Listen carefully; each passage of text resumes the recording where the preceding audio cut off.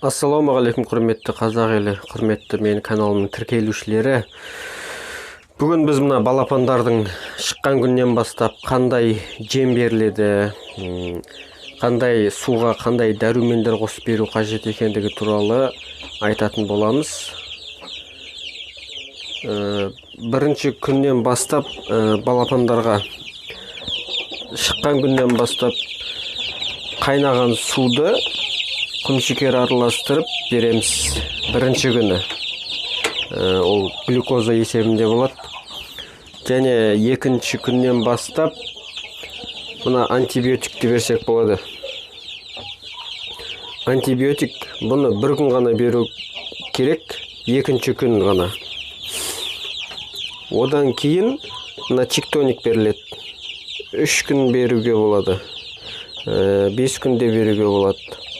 Болмаса біраз 7 күнге дейін беруге болады. Бұл 3-ші күннен бастап. Жеміне келетін болсақ, біз қазір нақты беріп атқан жеміміз бұл міне биокорм стартерный дейді. Осыны беріп келе жатырмыз. 7-ші наурызда шыққан балапандар бүгін міне 25-ші наурыз. Енді бүгіннен бастап міне рост деген жемге көшеміз, комбикорм. Мынау балапандардың шыққан күннен бастап берілетін жем стартерный. Бұны 2 апта бергеннен кейін мына өсуіне өте жақсы болады мына жем. Осы жемді өсу үшін береміз. Қазір міне бізде старт жеп жатқан балапандар бар, және ростке көшіп жатқан балапандар бар. Ростқа көшіп жатқан балапандарға қазір рост міне бүгін алып келдік.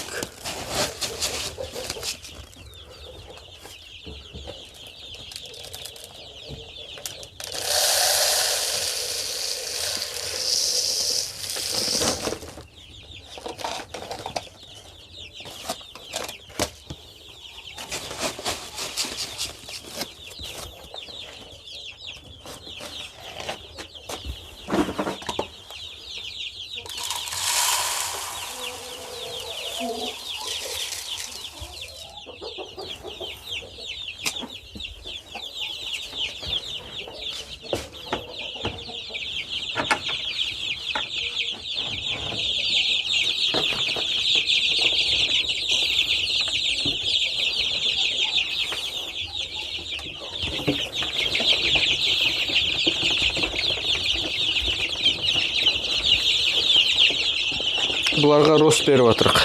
Және бұларға қазір біз чиктониктан беретін боламыз.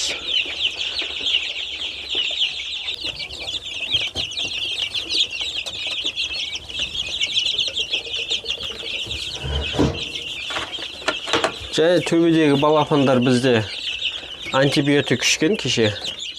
Бүгін жай су ішіп жатыр. Бұлар әлі старт деген жем жеп жатыр. Міне, стартовый жем береміз бұларға. Мына воронкаға 2 литрлік баклажкадан жасап алғанбыз. Жем салғанға өте ыңғайлы, былайдан әкелесіздер да қоя саласыздар. Төгіліп қалмайды ешқайда. Және бұларға да бүгіннен бастап чиктоник береміз. Кеше жай су ішкен болатын. Антибиотикті 7 күндей осы чиктоник беріп, одан кейін барып 1-3 күн демалдырып, ары қарай бір күн антибиотик беріп қойып, сосын қайттан жай суға көшуге болады.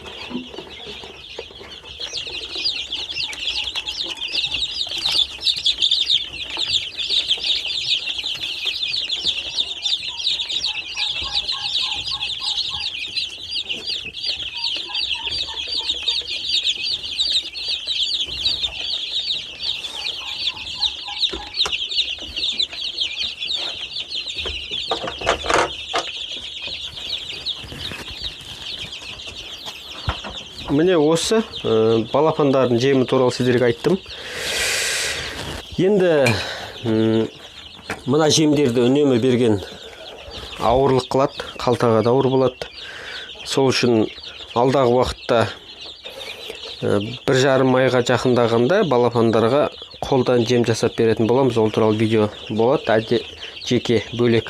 Қазір енді мына брама тауықтарға арналған жемді көрсетем. Оны қолдан жасап береміз. Өйткені дайын жем қымбат түседі, қалтаға да қымбат түседі.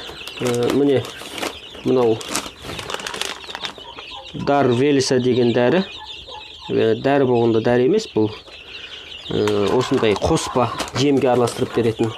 Бұны 1 кило жемге 1 ас қасық салынады. Енді мен мынағын дайындап қойғам, осы арнайы ас қасықты орнына міне осы ыдысқа салып берем мен. Бұл жай ғана баклажканың фусиша деген сияқты баклажкалардың крышкасы ғой. Мына жерде жем 1 кило тартылған жүгері майдаланған.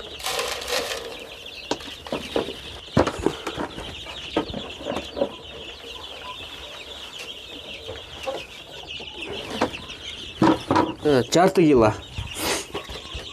жүгері, жарты кило және майдаланған бидай жарты кило.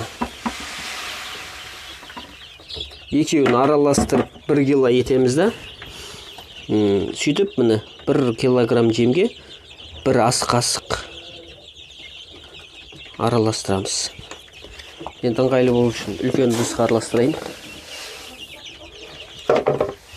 Осыны әбден араластырамыз. Дар велисаның өзінің иісі де сондай бір әдемі, өзіңнің де тәбетіңді ашып жібереді. Осыған енді бүгіндікке салатын кішкентай ғана мөлшердегісін міне салып аламыз да.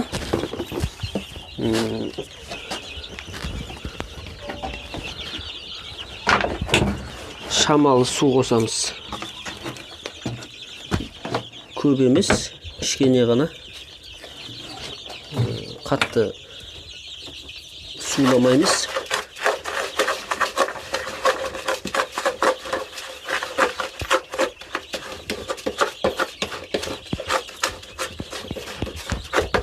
Бұл мына тауықтардың жұмыртқа туғанын жақсартады. Қазір менде брамалар 100 ғана туып жүр. Бұл жерде биыл бірінші мәрте жұмыртқаға түсейін деп тұрғандары бар. Сол себепті міне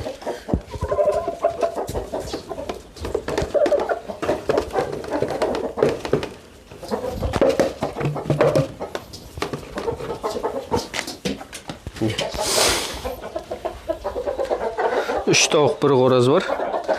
Және 100 ғана туып жүр, міне 1 жұмыртқа күнделікті. Енді бізге бұның 3-інде туғызып, балапан алу қажет. Осындай қылып жем жасап береміз. Бұл жемнің қасында қосымша басқа да дәрумендер қосуға болады. Мысалға кальций, рыбный жир дейді, рыбный мука дейді. Тағы сол сияқты қоспалар бар, жемге араластырып беретін. Соларды алып, барлығын осылай 1 кило жемге 1-1 қасықтан салып берсеңіздер, араластырып дайын жем болады. Және жұмыртқа тууды жақсарады тауықтардың. Тауықтардың денсаулықтары да мықты болады. Және жұмыртқаның ішіндегі тұқымда мықты болады, балапан жақсы шығады. Осы айтайын дегенім. Видео ұнаған болса лайк басып, комментарий жазып кетіңіздер. Өздеріңіздің ойларыңызбен бөлісіңіздер. Сіздер қалай тәжірибе жасайсыздар? Тәжірибе емес, жалпы қалай пайдаланасыздар? Тауықтарға жемді қалай бересіздер? Балапандарды қалай бересіздер? Каналға тіркеліп кетіңіздер, достарыңызбен бөлісіп, каналдың дамуына үлес қосыңыздар. Жақсы, сау саламатты болыңыздар. Мына елімізде жүріп жатқан індеттен баршаларыңызды Алла сақтасын.